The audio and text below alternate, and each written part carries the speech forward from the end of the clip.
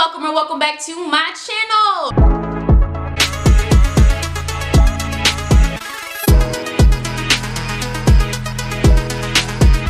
And today, as you can tell by the title of this video, I'm going to be showing you guys how to get clear skin in the year 2020. Now, I'm going to say this is a disclaimer. I have very oily skin. I'm not combination, I'm not dry skin, I'm not any type, I'm not anything else. I have nothing but oily skin. This is the routine that works for me. The products in this video that I use may not work for you. You can try any other products. I've never gone to a dermatologist before. These are the things that I've used and learned over the years of trying to clear my skin. As you can see, my skin isn't the very best at the moment, but I'm trying. I'm going to be showing y'all my routine and I'm going to be giving you guys some tips, and if they don't work for you, I apologize, but if they do work for you, that's great. So before we get started with this video, subscribe down below because we are quickly on the way to 10,000 subscribers. Turn on that bell notification because I post every Monday, Wednesday, and Friday at 4:45 Central Standard Time. And without further ado, let's get right into the video. What you take in is what's going to come out, sis. So what I mean by this, if you're going to eat nothing but Wendy's, McDonald's, Chick-fil-A, Sonic, Whataburger, Crystals, drink nothing but soda, eat cupcakes, eat junk food all the time, your skin is going to break out, love. If you don't drink enough water, your skin is going to break out.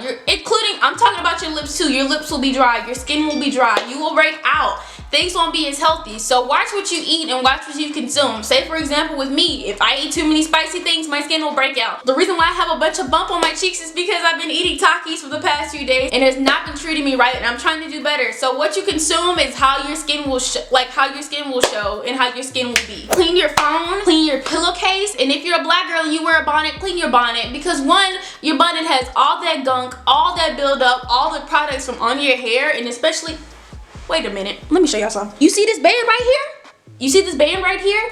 That band, when you put on your, I'm putting on my bonnet right now. When you put on your bonnet, that band is hitting your forehead, right?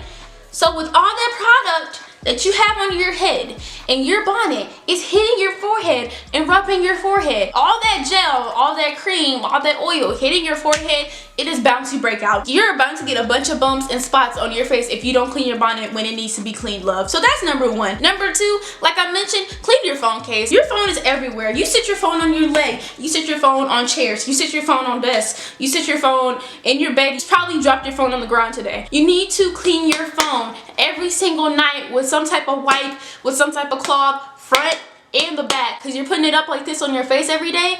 You're bound to get breakouts like on your face, on the side of your face, or like on your cheeks and stuff like that. And the third thing I mentioned, clean your pillowcase. Your pillowcase gets all the sweat and all the dirt that you've had from the day, correct? Some people come home and they lay down on their pillowcase and they do not get in the tub and wash their face, or like they do not wash their face in the sink and stuff like that before they lay down for the day. If you lay down all that gunk and put it on your pillow and then get back up and go wash yourself and then go lay back down, all the germs and gunk that was on this pillow are going to get on your face and lead to more breakouts. So you need to clean your pillowcase, clean your phone, and clean your bonnet. This one is extremely simple, but some people don't do it. I remember I didn't even do it and I broke out and had a bunch of bumps on my face and I completely regret it. Wipe your makeup off before you go to bed. I don't care how tired you are. I don't care how sleepy you are. I don't care if you do not feel like getting up, love. You better get up and clean that makeup off. Your face is gonna be looking like the bottom of a crunch bar if you don't wipe that makeup off your face before you go to bed at night, love. Get a toner. Like, what is the main thing of toner? Tone, correct?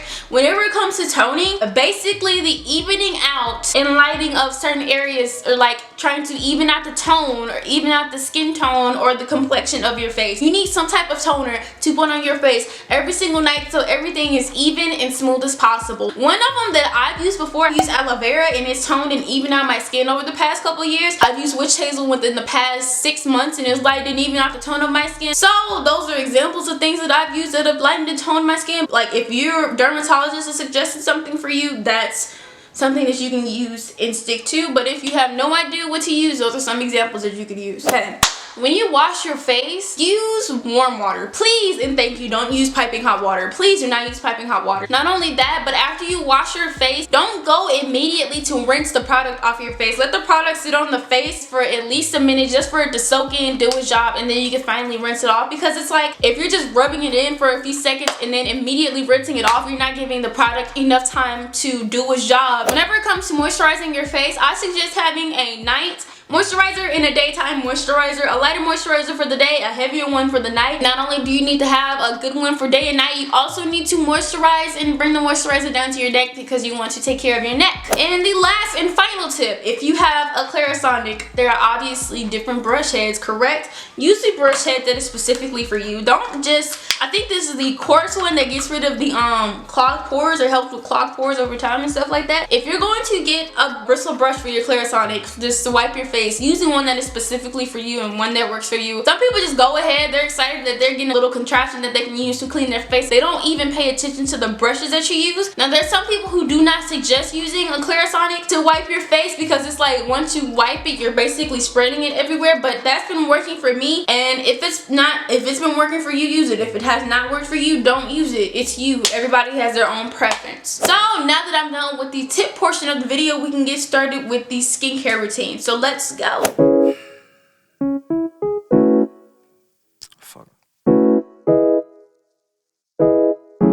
Hey guys, so welcome to my bathroom. Before we get started, I always wash my hands before I start doing anything to my face because I don't want any more breakouts. Tell me why I'm down, yeah. No friends of mine, no friends of mine. Then I begin to take both of my contacts out because I don't want any of the face wash to accidentally get into my contact. Then I start washing my face. I use the oil-free acne wash by Neutrogena, and I use my Clarisonic. Normally when I'm using my Clarisonic and washing my face, I of course dip the head brush into some warm water for a few seconds, and then I start washing my face. And the Clarisonic goes for about a minute, sometimes a minute and a half. It depends on how I feel for that night.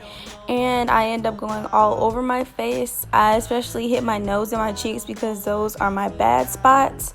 It kind of looks harsh in the video that I'm showing y'all right now, but I promise you it's not that harsh. Like who you, yeah.